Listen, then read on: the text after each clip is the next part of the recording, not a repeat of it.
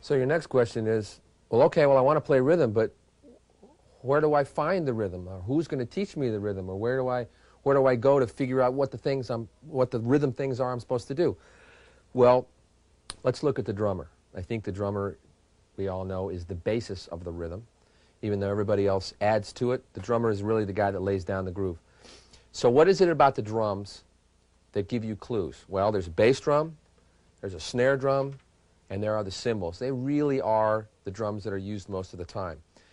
So for instance, if you were playing a 12-bar blues, how would you extract a rhythm part from the drum part?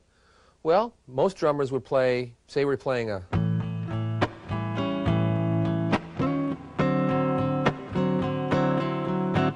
Now where would you find that part in the drums? Well, the drummer would be riding the cymbal, say, or riding the hi-hat, playing eighth notes, da, da, da, da, da, well, actually, triplets, but da da da da da da da da da da da da. Okay, that gives you a little bit of.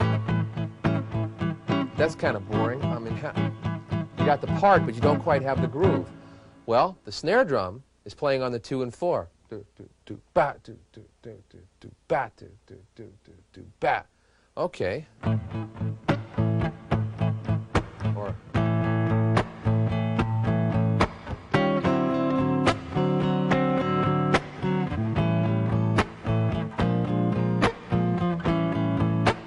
So now all of a sudden, your strumming is locked in with the cymbal, your hits are locked in with the snare drum, and now you're playing what the drummer plays, only you're giving the drummer melody.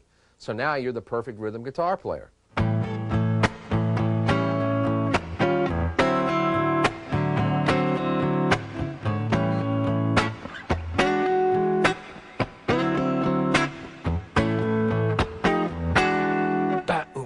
And let the drummer do the fill and come back in.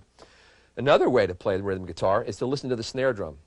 This was done for years and years and years in some of the old rock and roll records, where the guitar player would play on what they call the 2 and the 4, which is what we call the backbeat, or the places in a 4-bar measure where the 2 beat and the 4 beat fall.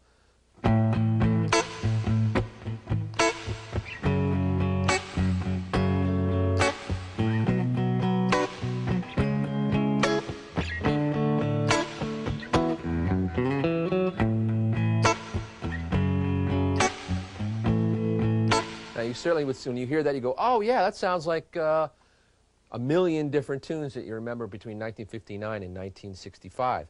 But that was the guitar style that was used almost all the time. The 2 and the 4 is a nice thing also, because when you're not sure what to play, say you're on a record date, there's 3 guitar players, and you know, one guy is all over the place and the other guy is playing all these monster designer chords, and you go, wow, what am I going to do? You say, well, maybe I'll just play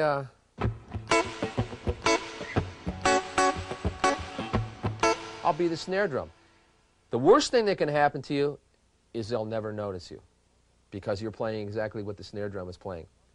The best thing that can happen to you, the guy says, man, I love that part. It was right on the money. You played it great. Come back for the next date and I'll pay you double scale.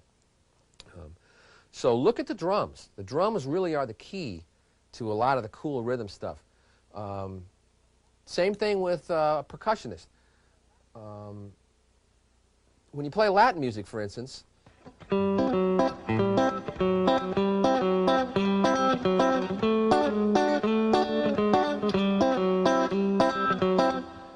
probably hear somebody going doon ga doon.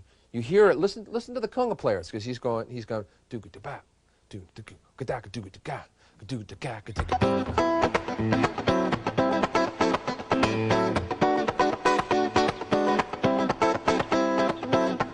Listen to the timbale player.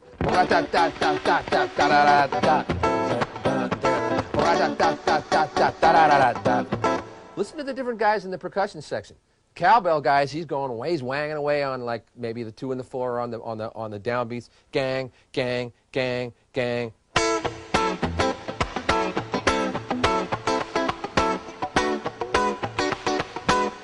So without beating the point to death, rhythm guitar has a lot to do with the drummer, has a lot to do with the percussionist, has a lot to do with the tambourine player, has a lot to do with anybody in the band that's trying to keep a groove.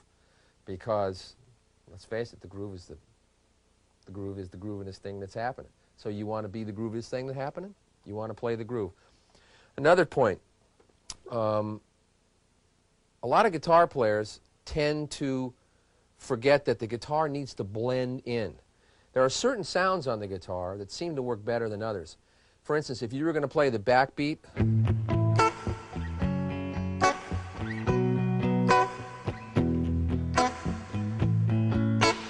now, this particular sound that I have has an awful lot of personality. For instance, when I mean my personality, it has a tonal quality that is very different from most other instruments.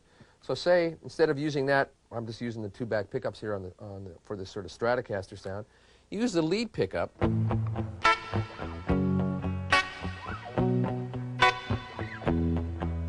Now all of a sudden it loses a little bit of its personality, but it has a very sharp sound that blends in a little bit more with the snare drum. Same thing if you were going to play some of this Latin stuff. That has an awfully sharp sound. It probably would stand out a lot from the track. So you might want to change it to the rhythm pickup.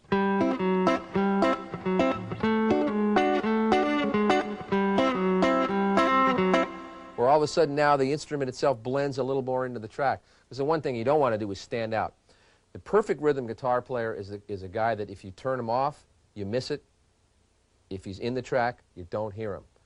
And that the snare drum and the rhythm guitar not cancel each other out, but become kind of one instrument. So